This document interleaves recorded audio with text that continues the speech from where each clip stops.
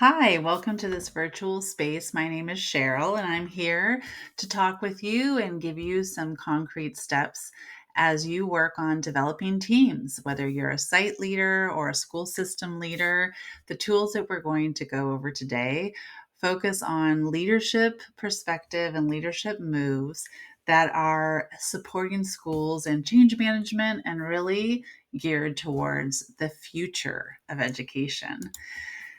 So you are here and interested in this session because you probably fit all of these descriptors. You definitely have a vision. You have something that you are seeing or want to see out of your school system. You most definitely want to see change and growth. You want to see that year upon year. You want to see that from everyone. It feels good, and it's your purpose in being an educator. You believe in building up those on your team. So you're here because you believe in shared leadership. You believe that you are connected to those on your team and that they have the capacity to bring brilliant ideas, to learn, grow, and to solve collectively the challenges that your school community might face. And just plain and simply, you want to do some things differently. The majority, overwhelming majority of schools are structured in a status quo model. That means they're not that different right now in 2024 than they might have been 5, 10, 15, 20, 25 years ago, aside from some surface changes in cell phone technology and trends and whatnot. But you want to do things differently. You believe it's possible and you want to be part of that change. And you ultimately believe that it's possible. One of the most profound quotes that guided me since my first day of teaching, when the veteran teacher next door handed out a photocopy to me that he gave to everyone who joined the building. And it was the quote that the summary of it is, we know more than we need to educate all children whose educability is of interest to us. The real question is how we feel about the fact that we haven't done it so far. Now, that's paraphrasing Ron Edmonds, from the Coalition of Essential Schools, but that's really it. Do you believe it's possible? Do you believe it's possible that every single student in your program has the potential and possibility to achieve great things, to stretch and grow, to have their whole self realized? And do you believe your school is capable of doing that?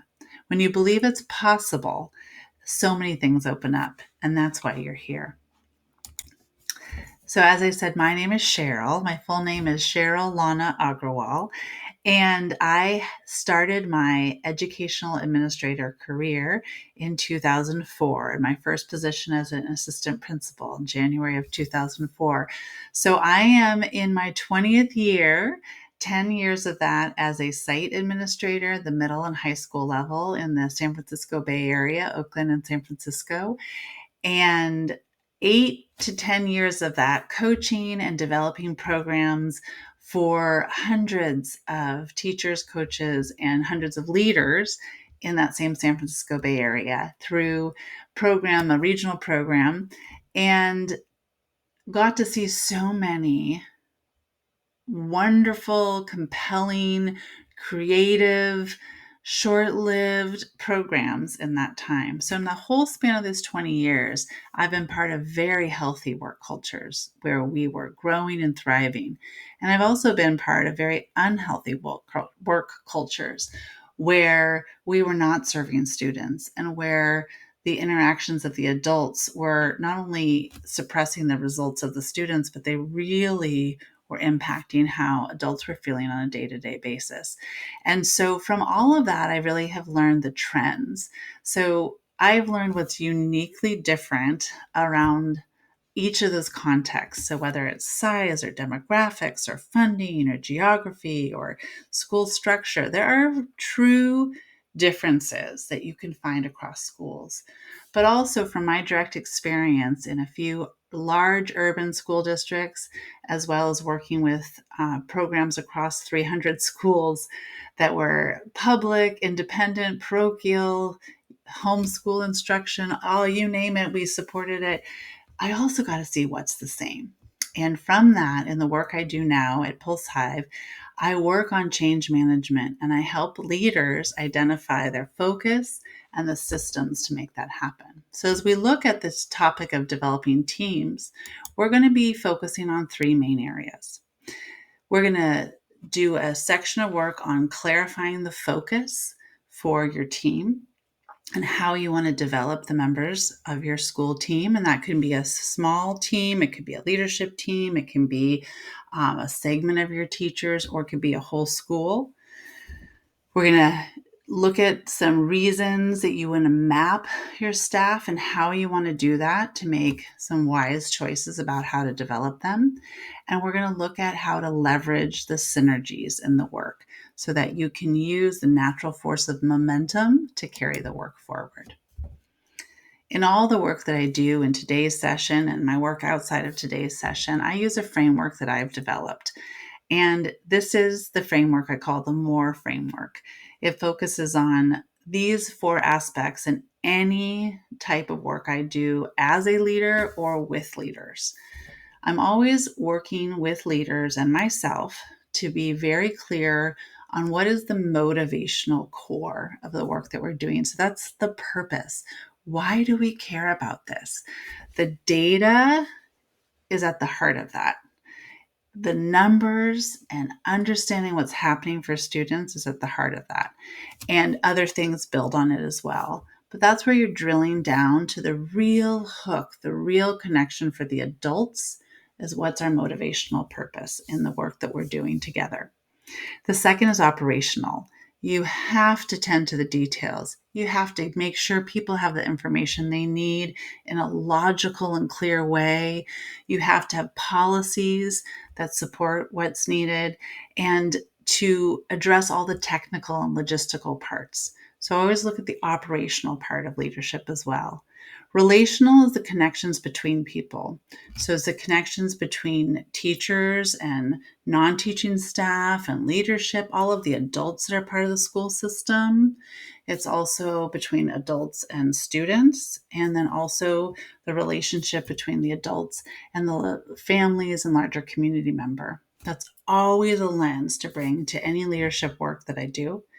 And the last is equity centered. So equity centered is very specific in the way that I use it. It's a relentless focus on the underserved in any school system. So looking at data, looking at experiential data, quantitative data, and addressing that, keeping that at the heart. If there is a gap and some student achievement is here and some student achievement is here by demographic, your data is telling you that there's actions that need to be taken to have a shared high quality outcome for every single student who enters your school system. And the last part of this framework that says that working on equity centered with affirming actions is really critical because when I center equity in my leadership work, it is intended. I'm human, so sometimes I'm subject to being questioned and engaged in this as well, but it's intended to always come from an asset based lens. What is the group that we're working with? Everything is about the value and the completeness and the robust potential and possibility, and not the trap of deficit thinking or deficit narratives that we can fall into in education. So I'll use the M.O.R.E framework as a backdrop of why these three focuses: clarify the focus, map your staff, and leverage the synergies. The first thing we do is clarify the focus. So why? You might say, oh my gosh, this is simple. I know you have to have a goal and you have to communicate it to everyone. And that's true. But clarifying the focus and the steps I'm going to take you through in this first section are about really turning up the dial of the power of your leadership, because the more clarity, the more potential you have collectively to develop a team to get to these outcomes. So number one, clarifying focus is really critical. Most schools are subject to initiative overload. There is so much that schools are asked to take on regarding instruction, the overall wellness, different tracking and systems that have been layered. And they're very valuable systems. So I'm not here to critique those. So each school system has to look at what those are and what are the right initiatives for the goal and what do people actually have the capacity to do. But too many initiatives creates a situation or a culture where your staff might be suffering from the one more thing syndrome, meaning you're wanting to bring focus and see growth in academics, but they're just coping with initiative overload and the one more thing. And I'll show you how that shows up in a moment. The second is that specificity, when you clarify your focus, that specificity of that focus can lead to outcomes. When you get really clear on what you're working on and you bring multiple people together with that focus, you can start to move school systems and you can start to get those outcomes and that student achievement and build it and show it's possible and build it again the year after for more kids. And lastly, clarifying your focus allows you to start at the very first step, and that is what's happening in the classroom on a daily basis. There was the phrase great first teaching, or now a lot of that is tier one. It's the what is happening as the very shared experience of students in each classroom in your school every day. And when you clarify your focus, you're able to start and look at that and build up from there. So I told you I was going to give some example of where initiative overload can create an unintended mixed focus at a school. So here's an example of a school that's a pre-K through 8 school with a focus on writing across the curriculum. So why is clarity of focus needed? Well, here's a teacher, Tessa, and Tessa is diligent on a writer's workshop. She moves through all of the genres. She covers the scope and sequence. She'll cut things short if the timelines don't last, and she sticks to the process. However, because she is making a decision in the midst of a lot of other shared focuses at her school, she has missed the careful review of student work and the greatest tool in her toolkit, which is then to be able to adjust for patterns she's seeing either within an individual student or across her class. She's diligently doing what she believes the initiative is, but is missing one of the key drivers of student growth. Similarly, in grade 6 at the same school, her colleague Damien is implementing the writing curriculum and the writing across the curriculum focus that their school has, but in a very different way. Damien is a 6th grade teacher and working with his 7th and 8th grade teacher colleagues. But Damien and his teacher colleagues look at writing differently. They look at their call and their responsibility is to prepare students for the traditional high school curriculum. And so they emphasize certain writing types and de-emphasize other parts of the writing experience based on their decision. So initiative overload and the lack of specificity has made so this school has a stated focus writing across the curriculum, but not a stated body of work where they are able to support each other, build that momentum for students as they go from year to year, and so that the students can show growth, that Tessa's 3rd grade students are building on what she taught them by grade 6, 7, and 8. Instead, they're having different experiences based on which teacher they have. And initiative overload can lead to this because teachers make wonderful, well-intentioned decisions, but they don't line up across a whole school system. And without that clarity of focus, you get mixed results. So one simple tool that you can use as a leader that I offer in this seminar today is better thinking tools. And I draw from implementation science. There's many wonderful tools to get at the root cause or to unearth new thinking. But I choose this one because this is one you can do with a colleague, but you can also do it by yourself. And that's what is a real gift. So Using a tool like the 5 whys, which I'll walk you through an example in a moment, is something you as a leader can have in your back pocket when you need to clarify the focus, when you say, what is this team focusing on? How do I bring people together? Bring in a better thinking habit like a protocol. Here's an example, taking our writing situation. So the first question in the left is blue. And the way the 5 whys protocol is very simple. You just ask the question why 5 times. So let me take you through that. The question that the leader started with was, why are our writing scores stagnant in grades 3 to 7? The leader's answer, because we have a curriculum, but we don't have alignment. So the question I ask, why don't we have alignment? Leader's answer, because we told each grade level they could decide how to implement the curriculum and they didn't have to align across grades.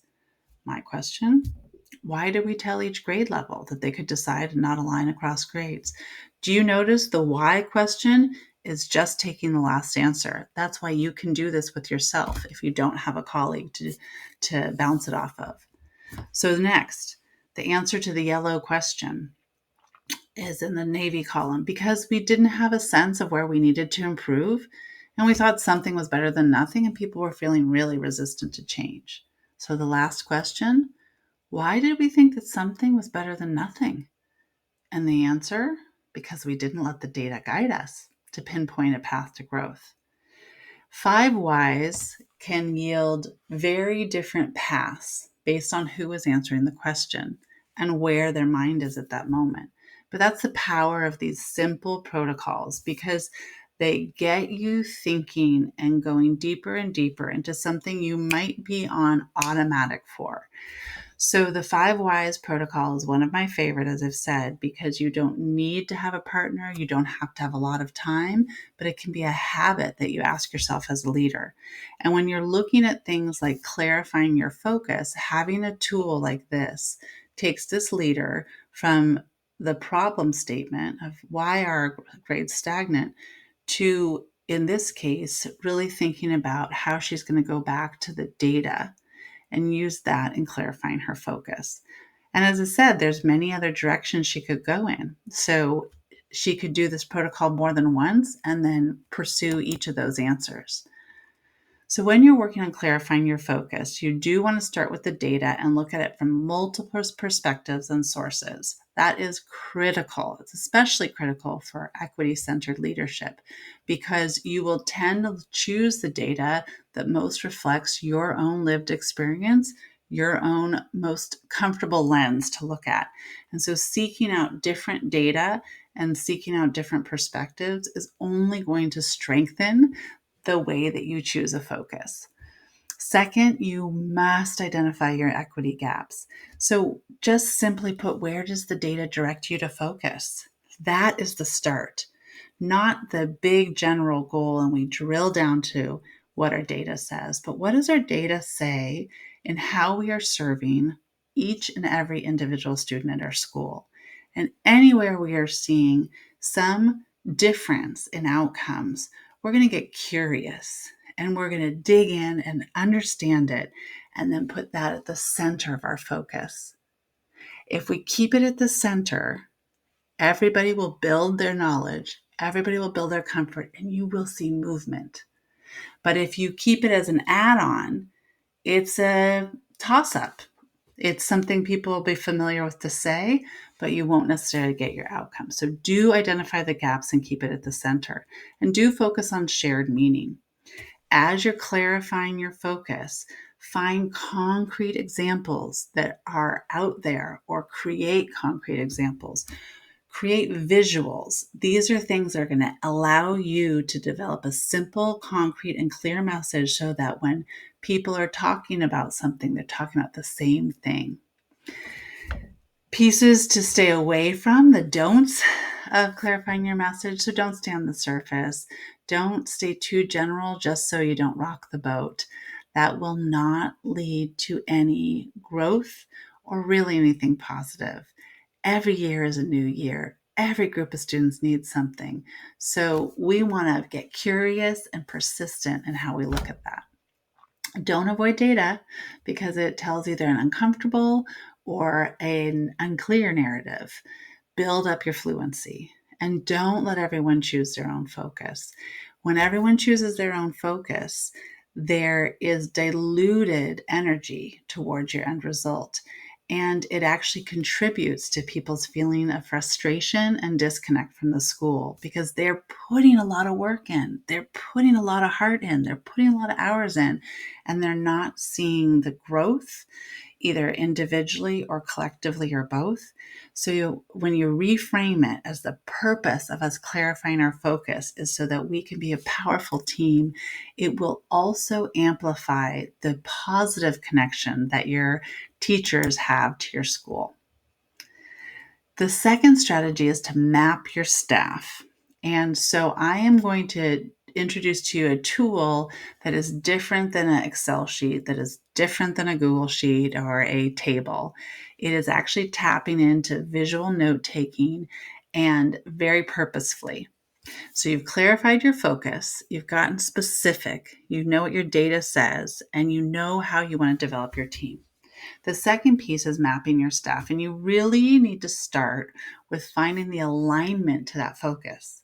So you got clear.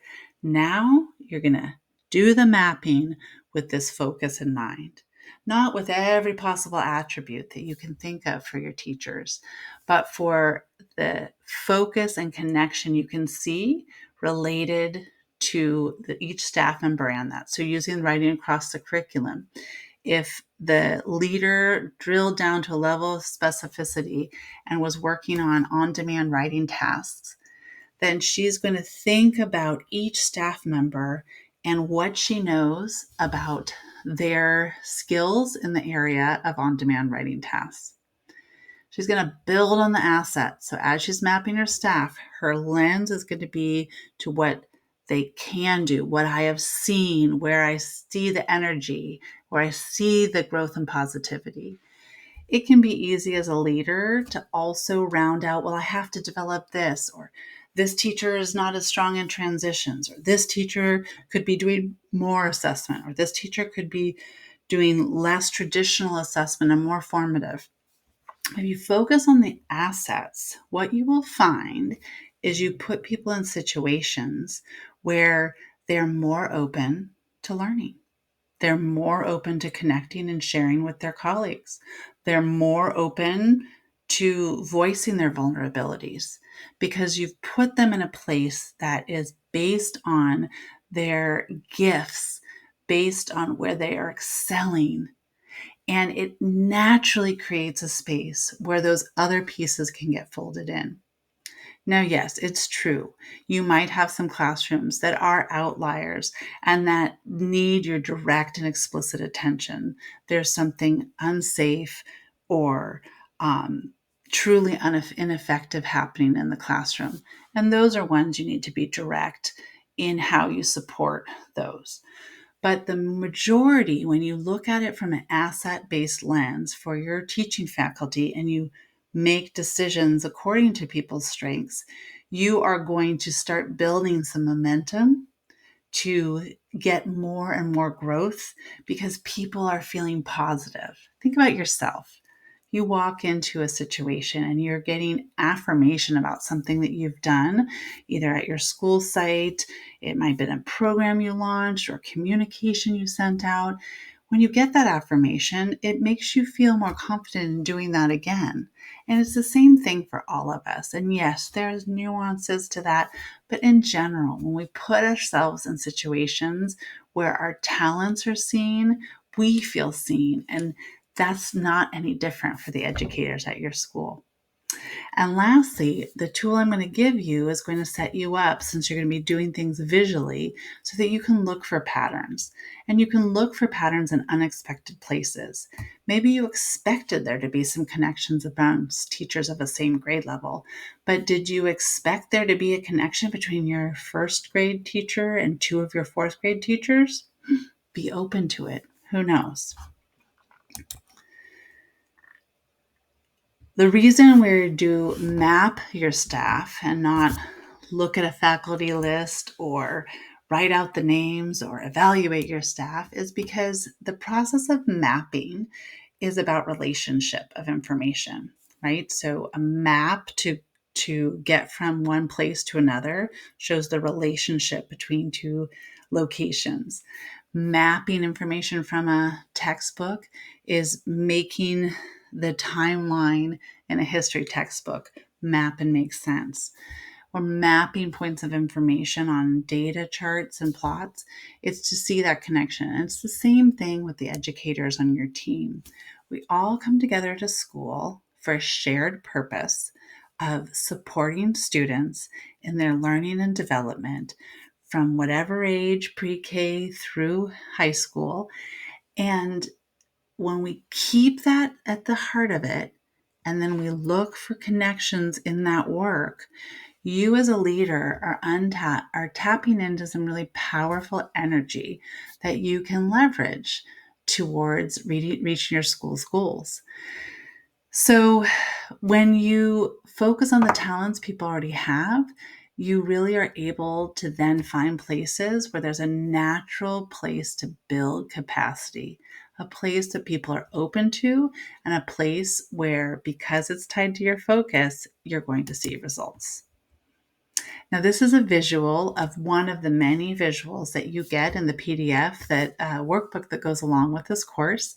And if you are having any trouble accessing that, at the last page, you'll have a link, an email, and all sorts of ways to follow up with me, and I'll be sure that you get that. But there's several ways that you can visually map out your staff. This is just one, but you'll notice it is not a table. It is not an Excel sheet. It is not a numbered list of faculty. It is a chance for you to write out names, to capture things from the classroom or things from your staff meeting, known information related to your focus. You can draw circles and lines and connections or highlight. You can use Post-its. One of the tools in the workbook is a mind map. So any of these visual tools, and the reason that I offer these is very intentional. These tools, using visual note taking, is demonstrated to open up different connections in our brains. And this will allow you to take a step back and see some different connections that you're not seeing before in your staff. So I invite you to sit down, map it out, get highlighters, markers, pencils, whatever your preferred medium is, and put your staff down on a map related to your focus and just take a step back and see what emerges. So you've had two strategies so far: clarifying your focus and mapping your staff. The third is to leverage synergies. So when you're developing a team, you want to really keep these three things in mind. Where do you have the chance to make your teams interdependent? That's the leverage part. That's the synergy part, right? That's where we're thinking about the relationship between the people and their work and how you can help foster that and foster their growth and foster their growth towards your shared goal. Back to my M.O.R.E framework. That's where the motivation comes in. When teams are interdependent, they see a shared purpose and there's an energy to build in together. Operationally, you can look at that too, of where are there places that it makes sense for me to bring two teams together? Do my third and fourth grade teams have some ways I can build some interdependency? Do my English and social studies teams have some place where I can build some interdependency? What topics are crossing the classrooms? So you want to really ask these questions and think about it outside of what is traditionally done. Our school system, as it is traditionally set up, doesn't leverage synergies. It is set up for the journey for a student from pre-K through 12 to have not a unified, spiraling, building set of experiences, but really unique and discrete experiences year upon year. And if you can be a leader who brings your school system together in a way that is looking and crafting the school experience to be more synergistic, it's going to benefit your students.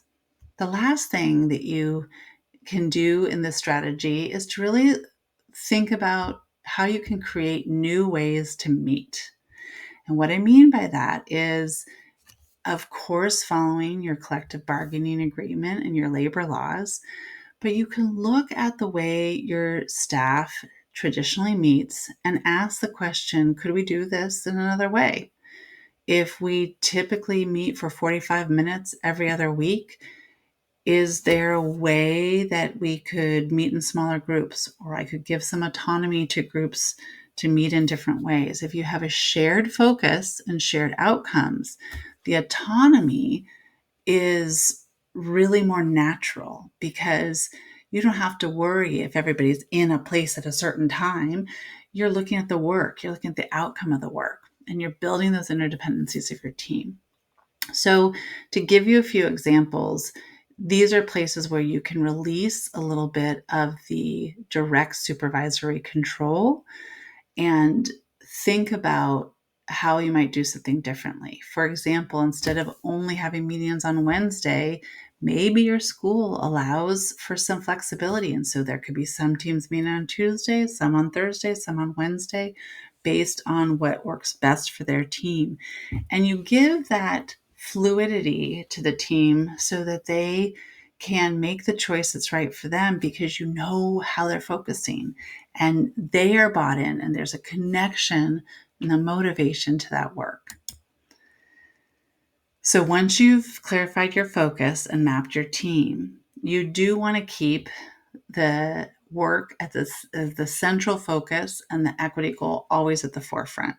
So when you find new ways of working, that's at the forefront. If you meet in the same traditional ways, that's at the forefront. If you send a weekly communication out, that's at the forefront. If you're meeting one-on-one as you're developing people and their skills and you're coaching them, that's at the forefront. The second is that you look for the natural alignment of work and you just look at how you could build momentum. And the third is to really engage everyone in collecting data. So that's the quantitative data, the numerical data we're more accustomed to from federal or from state test scores and other summative assessments that happen at maybe once or twice or 3 times a year. But you're also looking at qualitative data. That means you're looking at student work samples and you're encouraging your staff and supporting them with ideas of what student work samples they could collect related to your focus. You're doing some student interviews. You're doing some surveys. You're looking at how students self-score themselves on rubrics or on pieces of work. And you're teaching that, embedding that into the work. And everybody, not the administrator, not the department chair, but everybody is collecting some robust data related to your focus. The don'ts. So don't follow people's pet projects for their comfort. It's not leveraging anything, and it's not the synergy if everybody is making some small individual choices. It might feel good for a moment, but it doesn't feel good over the long term. We want to be part of a successful team, and a successful school team has a shared goal and is working towards it. Don't force teams into a contrived connection. So if you don't see a natural synergy, then don't force them to be interdependent. And don't forget the data. So you are in this session because you want results for your students. And you really are someone who, in serving the students and getting to a place where all of your students are thriving, you know in your heart it also has to be a place where educators are thriving. And you want to lean into your toolkit so that you can create that environment. You can direct and mobilize and energize and bring your whole staff forward together so that students are thriving and educators are thriving along the way too, yourself included. And you are open to utilizing tools from organizational psychology, from leadership, education, business, community organizing. You're open to what are the best tools out there and how do they apply to my leadership. And you also know that even though it seems simple, things like clarifying a focus, things like knowing your staff, things like leveraging the connections or synergies, you know it's really not. And you know that it takes some devoted time and focus mapped out on your calendar for you to get there. So I want to invite you to lead differently in 2024, 2025 by walking through this step and using the handouts in the workbook along with it. If this is a conversation that you'd like to continue, I certainly would. And we can keep the connection going. There's more information at the website here, so you can connect there or via the QR code.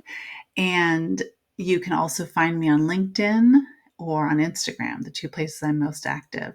But don't hesitate to contact me in any of these formats if you either want more information on the handbook that comes along with this, if you want to further this conversation, or if you're interested in any of the services that I provide. I do virtual coaching throughout anywhere there's internet, and strategic change management, which includes grant writing and advising and supporting team development and facilitating some team development. I also offer courses for leaders with one this summer called Plan Your Year in a Day, and many other things. So I look forward to staying connected with you and appreciate you being a part of my session.